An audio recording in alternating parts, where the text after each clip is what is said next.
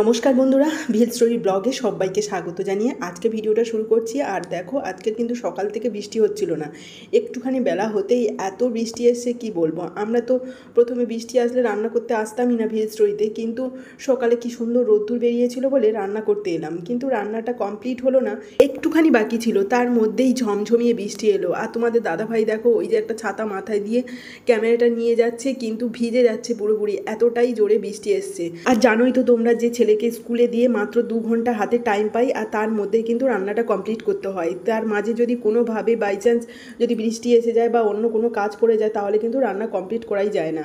আর শেষে জাস্ট 11টা বাজতে যায়, আর ঠিক সেই সময় কিন্তু বৃষ্টিটা ঝমঝমিয়ে এসছে। বাইরে কিন্তু প্রচুর জামা কাপড় ছিল, আর এদিকে বাবা মাও বাড়ি ছিল না, তাই তোমাদের দাদাভাই ক্যামেরা অফ করে দিয়ে বাড়ি গেছিলো সব জামা কাপড় তুলতে, আর আমি একা বসেছি উনুন নিবিয়ে। আর এত জোরে বৃষ্টি এসছে যে আমাদের এই ভিল স্টোরি রান্নাঘরের উপরে তো খড় দেওয়া রয়েছে, কিন্তু খড়টা যাতে নষ্ট না হয়ে যায় তার জন্য প্লাস্টিকও দেওয়া রয়েছে। আর ওই প্লাস্টিকের উপরে যখন বৃষ্টিটা পড়ে না, প্রচণ্ড জোরে আওয়াজ হয়, সেই জন্য আর আমার কথা বলা বা রান্নাটা কমপ্লিট করতে পারলাম না। আর ওইভাবে রান্নার করা সমেত আমাদের সমস্ত কিছু গুছিয়ে নিয়ে ঘরে চলে আসতে হচ্ছে। আবার তোমাদের দাদাভাই কুট্টুসকে নিয়ে আসার পরে তারপরে রান্নাটাকে কমপ্লিট করব। মানে জাস্ট তরকারিটা নামিয়ে নিয়ে বলে দিলেই ব্যাস হয়ে যায়। সব রেডি হয়ে আছে, নামানো গেল না, ছবি তোলা গেল না, বলা গেল না কীরকম টেস্ট হয়েছে, কিচ্ছু জানা গেল না। মাছ পাতি সব বন্ধ, গুছিয়ে নিয়ে চলো, কিছু করার নেই। এত বৃষ্টি এসছে জোরে, হ্যাঁ এইভাবে নিতে হবে। কী করে বলো তো? হ্যাঁ, এইখান থেকে টিকটিক করে জল পড়ছে, এইটার জায়গায় জল পড়ছে। এত জোরে জল হলে কিছু করার নেই। এইগুলো না থাক, পরে নিয়ে যেতে পারো, তরকারি শুধু নাও এগুলোকে। হ্যাঁ হ্যাঁ, একটা ঢাকা দিয়ে গেলেও হয়ে যেত। ওই তো ওটা সবগুলো নিচে নামিয়ে দাও, উল্টে দাও। হ্যাঁ বলছি শোনো, পরে তুমি যখন খুশি নিয়ে যেতে পারবে, সমস্যায় পড়ে যাবে, একদম সুবিধা হবে। কড়াটা শুধু হাতে করে নিয়ে চলো, যা হবে হবে। আর এদিকে দেখো, আমার বর কিন্তু বৃষ্টির মধ্যে ছুটে এসে এই যে জামা কাপড়গুলো খাটের উপরে একদম বোঝাই করে রেখে দিয়েছে।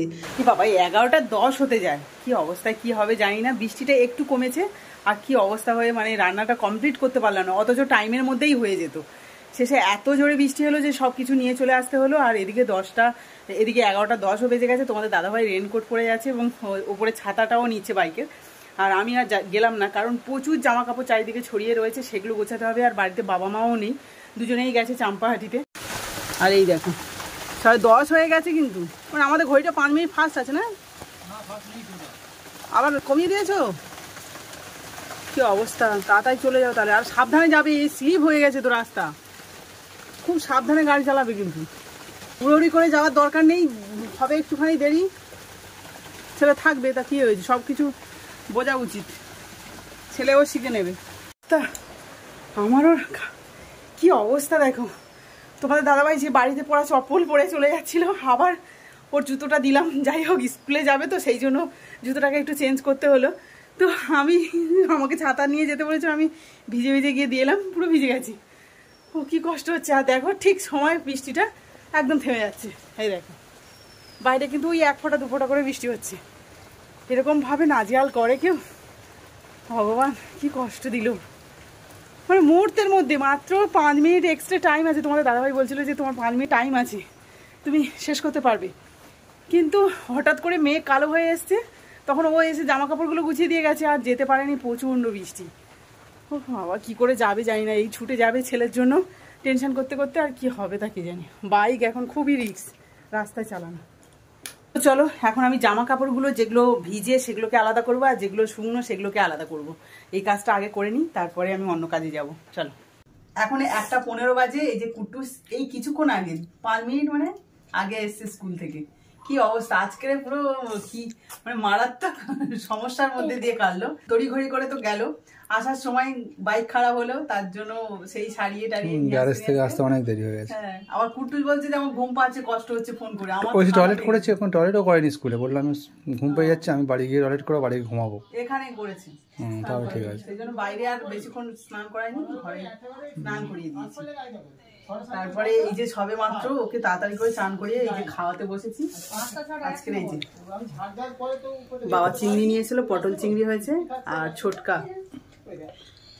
ছোট কাকা শ্বশুর এই যে মাংস দিয়েছে। কুট্টুসের খাওয়াটা বেশ জমে গেল আজকে। অনেকদিন মাংস খাইনি।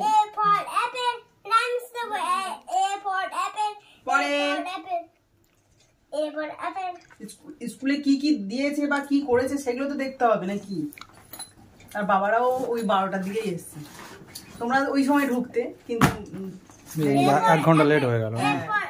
ওই 1 ঘন্টা চান করে নিতে হবে। হ্যাঁ চান করে নি, খাইয়ে দাও। এখন রান্নাটা কি হবে? রান্না শেষ হবে, বিকালে হবে আর কি। বিকেলের দিকে তো বেরোতে হবে একটু, আমার কি হবে যা হবে হবে। হ্যাঁ, কিন্তু রান্না সেইভাবে দুপুরবেলা আর খেতে পারবে না, সেই রান্না হয়তো সন্ধ্যাবেলা খেতে হবে, আর দেওয়াই যাবে না। 3:45 সময় এই যে ভিডিও শেষ করলাম, সেই সকাল 9:30 থেকে শুরু করে 4:45, ভাবো এতক্ষণ ধরে আমি রান্না করলাম।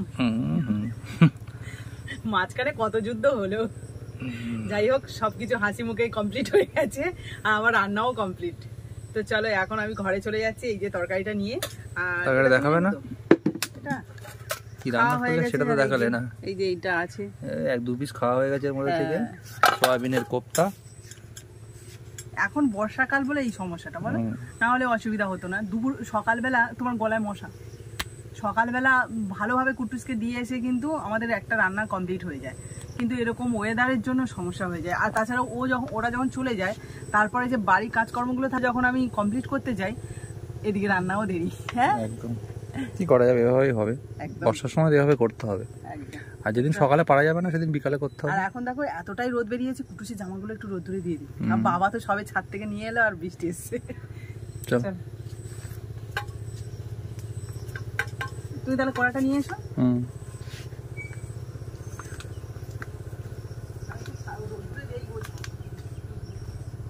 আমাদের সাথে কেন এমনটা হচ্ছে আমরা জানি না, যা হলো আজকে সারাদিনটা মানে সেটা বলার মতোই নয়। যে রান্না আমাদের সকালে শেষ করার কথা, সেই রান্না শেষ হলো সন্ধ্যের সময়। বুঝতেই পারছো যে আমাদের ওপর থেকে কি যাচ্ছে। তো যাই হোক, এখন সন্ধে হয়ে গেছে, সূর্য তো ডুবেই গেছে, কিন্তু মেঘটা দারুণ লাগছে দেখতে, তাই তোমাদের সাথে একটু শেয়ার করলাম। আর এখন যাচ্ছি চাম্পাহাটিতে, কারণ আমি যে প্রত্যেক মাসে এত পরিমাণে ওষুধ খাই, সেই ওষুধগুলো আমার শেষ হয়ে গেছে, এছাড়া কুট্টুসেরও ওষুধ শেষ হয়ে গেছে।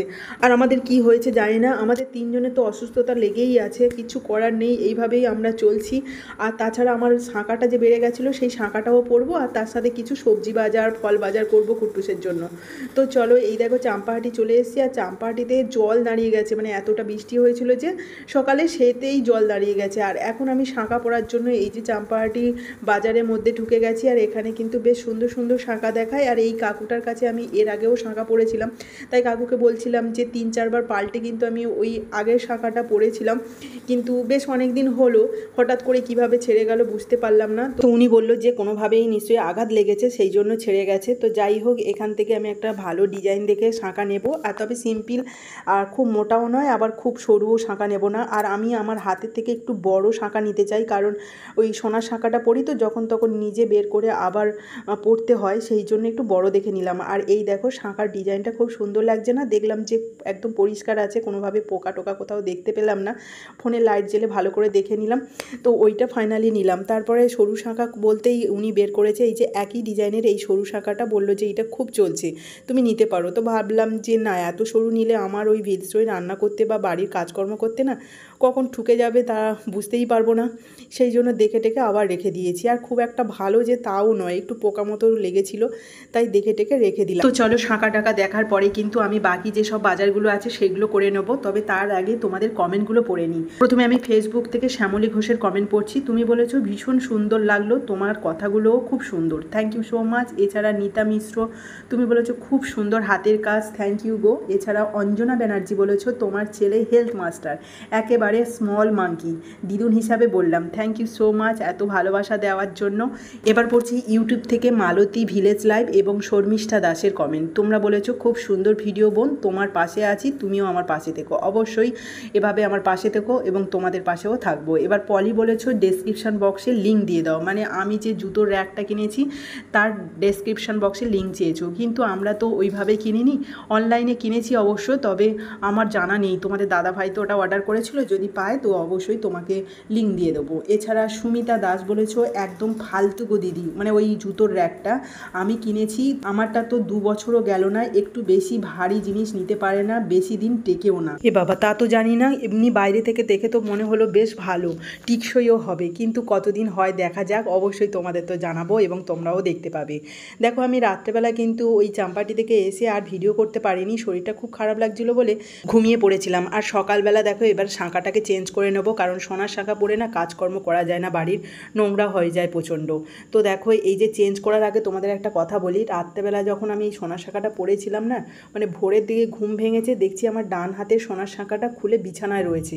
এটা দেখে না আমার বুকের মধ্যে কেমন একটা ধড়পড় করছিল, কারণ এরকম অঘটন কোনো দিনই ঘটেনি আমার সাথে। মানে আমার বাঁ হাত থেকে খুলে যায় তবু একটা মানে মানা যায়, কিন্তু ডান হাতটা তো অনেকটাই শক্ত হয় বাঁ হাতের থেকে, কিন্তু কিভাবে খুলে পড়ে আছে বিছানায় সেটা ভাবতে গেলেই বুকের মধ্যে কেমন একটা ভয় হচ্ছে। জানি না ভগবান আমার কপালে কী লিখে রেখেছে। আর এখন জানো তো আমাদের তিনজনের উপর দিয়ে প্রচুর ঝড় যাচ্ছে, মানে একের পর এক এত সমস্যার মধ্যে রয়েছি আমরা, মানে সেটা বলে বোঝাতে পারবো না। এই সমস্যার সমাধান যে কী করে হবে সেটাও জানি না। তো যাই হোক, এখন ভগবানের নাম নিয়ে আমি শাঁখাগুলো পড়ে নিচ্ছি। আর এই যে ভয়েস ওভার দিচ্ছি নিশ্চয়ই বুঝতে পারছো আমার কথাগুলো পুরোপুরি অন্যরকম লাগছে, কারণ প্রচণ্ড শরীর খারাপ আমার, তার মাঝেই কিন্তু আমি ভিডিও ভয়েস ওভার দিচ্ছি। কারণ তোমাদের সাথে রেগুলার যদি ভিডিও না শেয়ার করি না, কেমন একটা মনে হয় যেন আমার শরীরটা যেন আরও খারাপ লাগে। তাই একটুখানি সুস্থ হতেই আমি চলে এসেছি ভয়েস ওভার দিয়ে ভিডিওটা ছাড়ার জন্য। তো দেখো এই যে আমি হাতে শাঁখাটা পরে নিলাম, আর একটু বড় দেখে ওই যে বললাম না একটু পরলে আমি নিজে নিজে পড়তে পারি, তাই পরে নিতে পারলাম। আর ওই যে হাতে যে লোহাটা সেটা কিন্তু ওই শাঁখার ওপারে রয়েছে, ওটাকে আমি সামনের দিকে নিয়ে নেবো, তবে একা একা সরিয়ে নিতে পারছি না। তোমাদের দাদাভাই স্কুল থেকে কুট্টুসকে দিয়ে আসলে তখন আমি চেঞ্জ করে নেবো, মানে সামনে নিয়ে নেবো ওই লোহাটা। আর লোহা হাতে আমার এতদিন ছিল না, অনেকেই বলতো, তাই আজকে আমি লোহাটা পরে নিয়েছি। সে বিয়ের সময় পরেছিলাম, তারপরে কিভাবে যে কোথায় চলে গেছে আমি জানি না, তাই এখন পরে নিলাম। তো চলো আজকের ভিডিওটাই এই পর্যন্ত। তোমাদের কেমন লাগলো অবশ্যই কমেন্টে জানিও, আর ভালো লাগলে প্লিজ একটা লাইক করে দিও, আর অবশ্যই চ্যানেলটাকে সাবস্ক্রাইব করে আমার পাশে থেকো। আজকের মতো টাটা।